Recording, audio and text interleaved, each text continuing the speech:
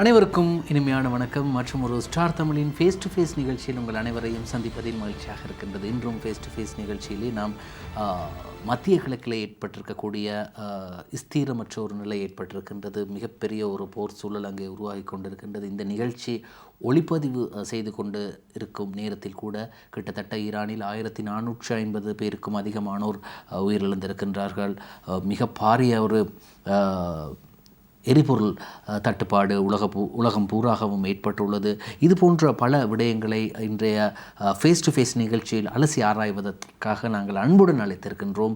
திறந்த பல்கலைக்கழகத்தின் வருகை விரிவுரையாளரும் தற்போது ஊடகங்கள் அனைத்திலுமே கூட ஒரு சிறந்த அரசியல் ஆய்வாளராகவும் இருக்கக்கூடிய சாம்பசிவம் ஹரிஹரன் அவர்களை அன்போடு வரவேற்கின்றோம். வணக்கம். வணக்கம். பொதுவாக இந்த மத்திய கிழக்கிலே யுத்தம், இந்த மத்திய கிழக்கிலே யுத்தத்தை காரணம் காட்டி அல்லது இந்த மத்திய கிழக்கில் யுத்தம் ஏற்பட்டதனால் எரிபொருள் தட்டுப்பாடு ஏற்படக்கூடும், இலங்கையில் இருக்கக்கூடிய எரிபொருளை எப்படியாவது நாங்கள் கையிருப்பில் வைத்துக்கொள்ள வேண்டும் என்பதற்காக புதன்கிழமைகளில் விடுமுறை அறிவிக்கப்பட்டிருக்கின்றது. இந்த புதன்கிழமை விடுமுறையை நீங்கள் ஒரு விரிவுரையாளராக எவ்வாறு பார்க்கின்றீர்கள்? மிக முக்கியமாக நமது நாட்டிலே மத்திய கிழக்கிலே போர் பதற்ற நிலைமை, குறிப்பாக அந்த பிப்ரவரி மாதம் 28ஆம் தேதி மத்திய கிழக்கிலே போர் ஆரம்பித்தது.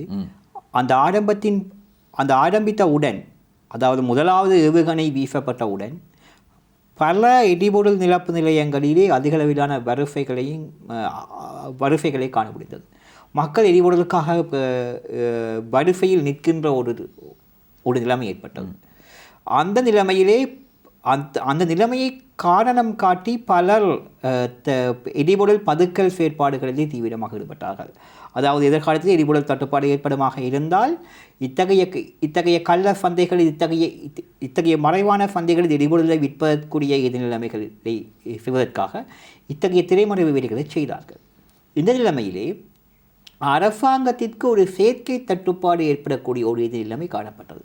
குறிப்பாக நேற்றைய தினம் கௌரவ ஜனாதிபதி அனுரகுமார் திசாநாயக்க அவர்கள் ஒரு விசேட உரையையும் ஒரு ஊடகவியலாளர் சந்திப்பையும் மேற்கொண்டிருந்தார். அந்த சந்திப்பில் அவர் தெளிவாக சொல்லியிருந்தார், அதாவது மத்திய கிழக்கிலிருந்து நமக்கு அதாவது சிங்கப்பூர் மற்றது சிங்கப்பூரிலிருந்தும் இந்தியாவிலிருந்து நமக்கு கிடைக்க வேண்டிய மசகுன்னு அல்லது எரிபொருள் கப்பல்கள் இலங்கையை வந்தடைவதிலே தாமதங்கள் ஏற்பட்டிருக்கின்றன. 90,000 மெட்ரிக் டன். 90,000 metric ton. ஆகவே அந்த தாமதங்களின் காரணமாக இதில் காலங்களிலே ஒரு பற்றாக்குறை ஏற்படலாம். அத்தியாவசிய சேவைகளை கொண்டு நடத்துவதற்கு மிக முக்கியமாக இத்தகைய தாமதங்கள் பாதிப்பு ஏற்படுத்தலாம்.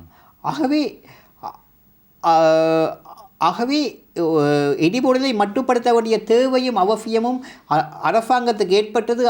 அந்த அவசியங்களை முகாமை செய்ய வேண்டிய தேவையும் அரசாங்கத்துக்கு ஏற்பட்டது. குறிப்பாக அத்தியாவசிய சேவைகளுக்கு தேவையான எரிபொருளை கையிருப்பில் வைத்திருக்க வேண்டியமை அரசாங்கத்துக்கு ஏற்பட்டது.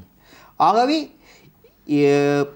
ஆனால் 2022ஆம் ஆண்டு காலப்பகுதி ஏற்பட்ட நிலைமை வேறு. அது எரிபொருளை நாட்டுக்குள் வாங்குவதற்கான டொலர் பற்றாக்குறை ஏற்பட்டது. அங்கே எரிபொருட்கள் இருந்தன, நாட்டுக்குள் கொண்டு வருவதற்கான அதை வாங்கிக் கொள்வதற்கான டொலரில் பற்றாக்குறை ஏற்பட்டது. இந்த ரெண்டும் வெவ்வேறுபட்ட கோணங்கள். அவ்வாறாக இருந்தால் அரசாங்கத்திற்கு இயன்ற வரைக்கும் மக்களின் நடமாட்டத்தை கட்டுப்படுத்த வேண்டிய தேவை இருந்தது.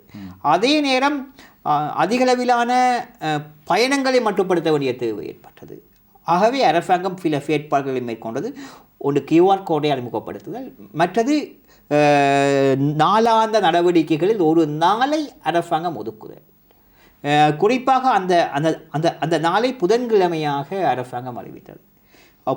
இந்த புதன்கிழமையாக அறிவித்ததற்கும் அரசாங்கத்துக்கு ஒரு நிபுணத்துவ காரணம் இருந்தது. என்னவென்றால் தொடர்ந்தேர்ச்சியான அரசு சேவையை கொண்டு நடத்துதல்.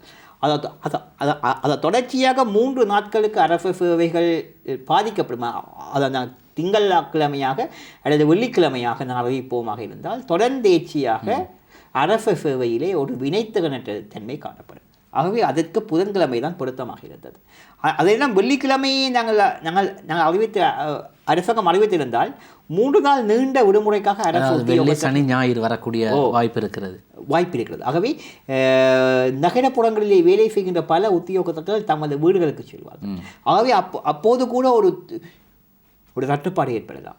காரணம் அவர்களுடைய வாகனங்களிலே செல்வார்கள், அதற்கான எரிபொருளை மீண்டும் அவர்கள் அதிகப்படுத்த வேண்டி வரலாம்.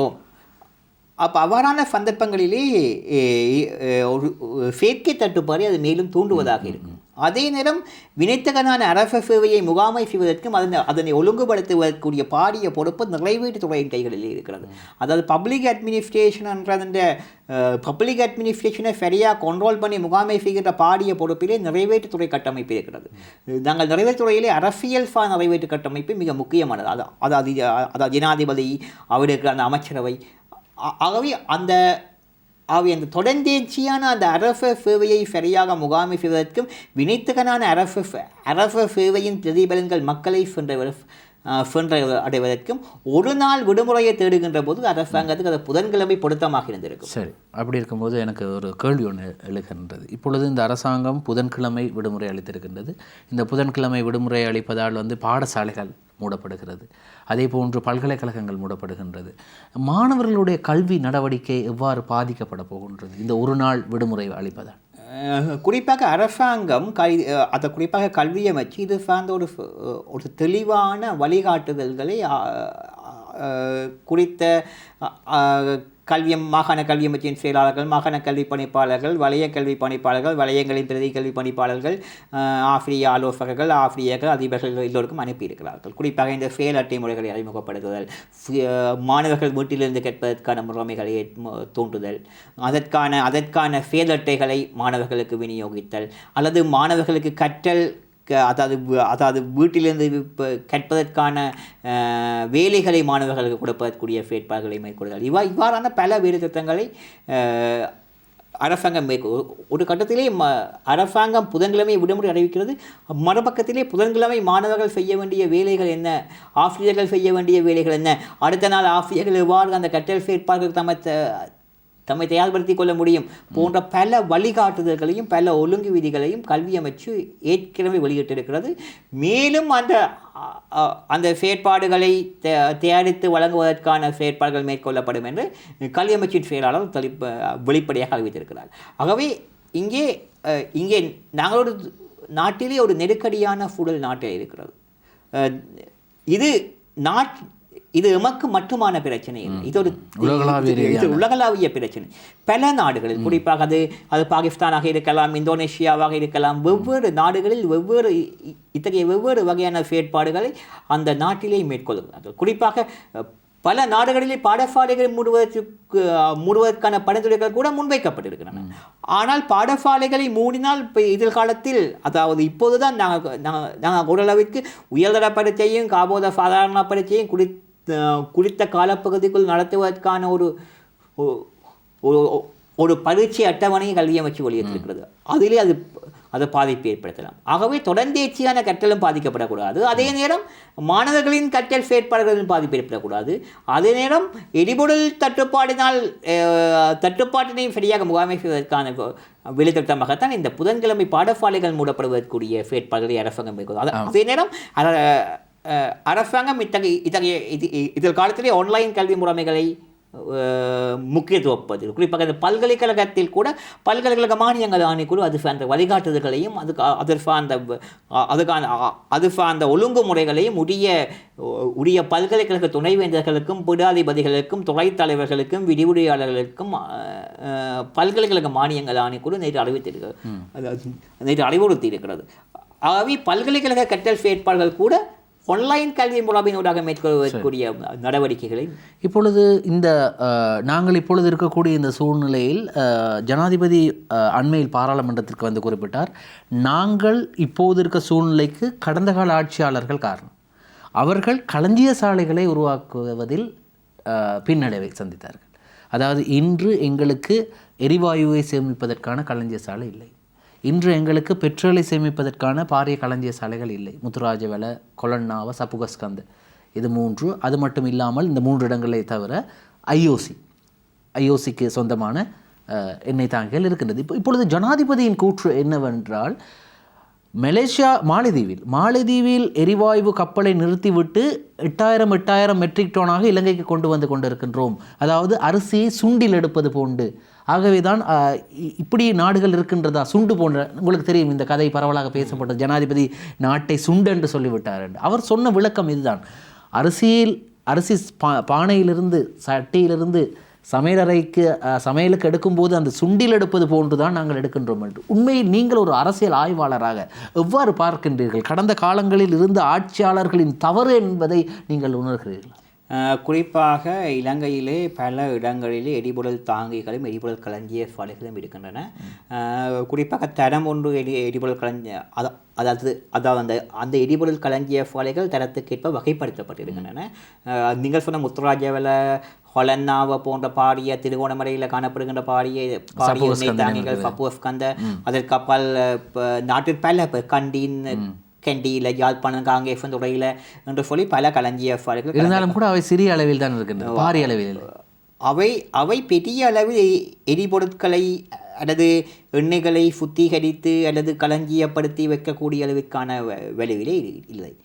குறிப்பாக பப்புவஸ்கந்த கூட பெரிய அளவிலான எண்ணெய்களை சுத்திகரிப்பதற்குரிய வசதிகள் காணப்படவில்லை என்ற வலுவான குற்றச்சாட்டுகள் கடந்த காலங்களிலே முன்வைக்கப்பட்டன. குறிப்பாக எமது நாடு ஒரு இறக்குமதி பொருளாதாரத்தை கொண்ட நாடு. நாங்கள் திறந்த பொருளாதார கொள்கை கொண்ட ஒரு நாடு. நாங்கள் ஏற்றுமதி இறக்குமதி முறைமையூடாக நாங்கள் முன்னகர்ந்து கொண்டிருக்கிற ஒரு நாடு. எமது நாட்டிலே தன்னிறைவு கிடையாது. எந்த பொருட்களுக்கும் இறக்குமதியை நம்பித்தான் நாங்கள் இயங்க வேண்டிய ஏது நிலைமைகள் காணப்படுகின்றன. அந்த அடிப்படையிலே நீங்கள் சொல்வதைப் போல பாரிய களஞ்சிய சாலைகள் நிறுவ வேண்டிய பொறுப்பில் இருந்த அரசாங்கம், ஜனாதிபதி சொல்வதைப் போல அந்த பொறுப்புகளிலிருந்து தவறி இருக்கின்றன. இங்கே ஜனாதிபதி ஒரு குற்றச்சாட்டை முன்வைக்கின்ற போது அந்த குற்றச்சாட்டு அவர் மீதும் சுமத்தப்பட வேண்டும். குறிப்பாக ஒரு வருட காலம் ஆட்சிக்கு வந்தார். அதற்காக அவர்களின் அரசாங்கம் மேற்கொண்ட வேலை திட்டங்கள் என்ன?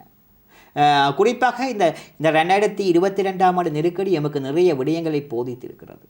நாங்கள் பாடங்களிலிருந்து, நாங்கள் அனுபவங்களிலிருந்து பாடங்களை கற்றுக்கொண்டு முன்னேற தேவை இருக்கிறது. ஆகவே பாரிய எரிபொருள் களஞ்சிய சாலைகள் நிறுவ வேண்டிய பாரிய பொறுப்பு இருக்கிறது. குறிப்பாக நீங்கள் அண்மையில் பார்த்தீங்கன்னா 28ஆம் தேதி நாட்டில் பெட்டாக்குறை ஏற்படுகின்ற போது பெட்டாக்குறை, அதாவது பொதுமக்கள் நெருக்கடி ஏற்படுகின்ற போது பெட்ரோலிய கூட்டுத்தாபனம் தமது கையிருப்பிலே 34 நாட்களுக்கு தேவையான எரிபொருட்கள், பெட்ரோல் 40 நாட்களுக்கு டீசல், அப்படி ஒரு பட்டியலை வெளியிட்டிருந்தது. ஆன போதிலும் உடனடியாக அரசாங்கம் QR கோட்டை அறிமுகப்படுத்தியது. அதன் பிறகு எரிபொருள் பற்றாக்குறை பற்றிய அறிவித்தல்களையும் அரசாங்கம் விடுத்திருந்தது. இதற்கான காரணம் என்னவென்றால், நீங்கள் சொல்வதைப் போல பாரிய களஞ்சிய சாலைகள் நிறுவி பராமரிப்பதற்குரிய வசதிகளை இலங்கையின் வனத்துறையினர் மேற்கொள்ளாமை காரணமாக, கடந்த ஆட்சியாளர்கள் மேற்கொள்ளாமை காரணமாக, நீங்கள் சொல்வதைப் போல சுண்டிலிருந்து அரிசி எடுக்கிற நிலைமைக்கு தான் இந்த நாடு சென்றிருக்கிறது. அதே நேரம் அத்தியாவசிய பொருட்களுக்கும் எதிர்காலத்திலே பாரிய பற்றாக்குறைகள் ஏற்படாது. நாங்கள் தன்னிறைவு பொருளாதாரத்தை கொண்டிருந்த நாடு. குறிப்பாக ஈரானின் புவியியல் அமைவிடத்தை பொறுத்தவரையிலே ஈரானின் புவியியல் அமைவிடம் இந்து சமுத்திர பிராந்தியத்தை அடிப்படையாக கொண்டு. நிச்சயமாக எங்களுடைய நேரம் கடந்து கொண்டிருப்பதால் இந்த ஈரான் தொடர்பான விடயங்களை எங்களுடைய அடுத்த பகுதியில் பேசலாம். குறுக்கிடுவதற்கு மன்னிக்கவும். ஸ்டார் தமிழின் ஃபேஸ் டு ஃபேஸ் நிகழ்ச்சியிலே ஒரு சிறு விளம்பர இடைவேளை.